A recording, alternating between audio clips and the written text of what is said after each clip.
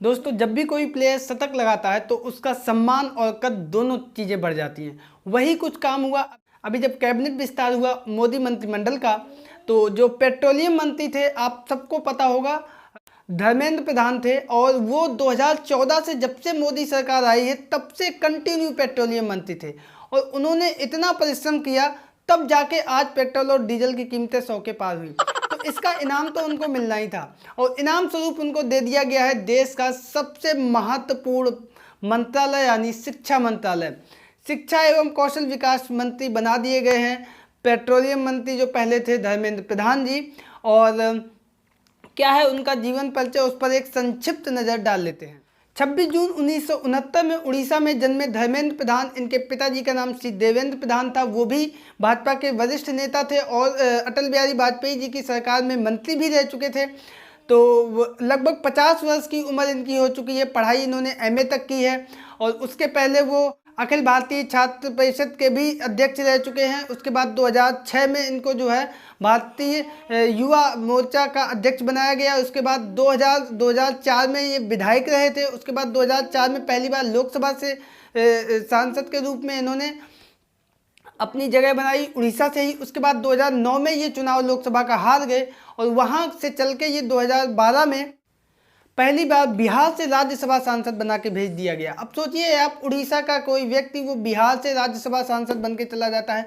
उसके बाद 2018 में वो मध्य प्रदेश से राज्यसभा सांसद बना के भेज दिए गए। जैसे कि राज्यसभा की सीट का कार्यकाल 6 साल के लिए होता है, तो 2012 से 2018 वहाँ, और उसके बाद तुरंत मध्य प्रदेश से बना के राज्यसभा सांसद भेज दिए गए। और तब से लेके अभी तक वहीं पर हैं। और इसी बीच 2014 में वो पेट्रोलियम मंत्री बना दिए गए थे। और तब से उज्ज्वला योजना और जितना भी मोदी सरकार की जो भी मतलब पेट्रोलियम के बारे में जो भी उनका पूरा रूपरेखा कार्य योजना थी, उसको उन्होंने बहुत अच्छे ढंग से लागू किया। वो बात अलग है कि जनता उनकी कई चीज़ों से खुश नहीं है, लेकिन सरकार के मंत्री के रूप में उनको जो काम दिया गया वो उन्होंने किया।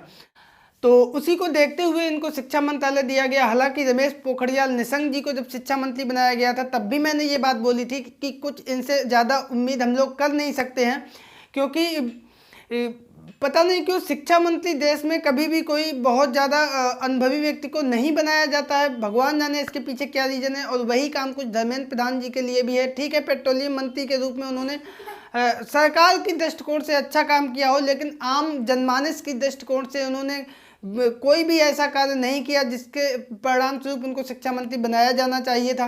यहाँ तक कि अभी पिछले कुछ ही महीने पहले उन्होंने एक बेतुका बयान दिया था पेट्रोल डीजल की कीमतों को बढ़ने को लेकर। उन्होंने बोला था कि सर्दियों की वजह से पेट्रोल डीजल की कीमतें बढ़ जाती हैं, बाद में कम हो जाएंगी, लेकिन कम होने का जब नाम आता है तो 2-4 पैसे होती हैं, और जब बढ़ने का नाम आता है तो वो बढ़ती चली जाती हैं।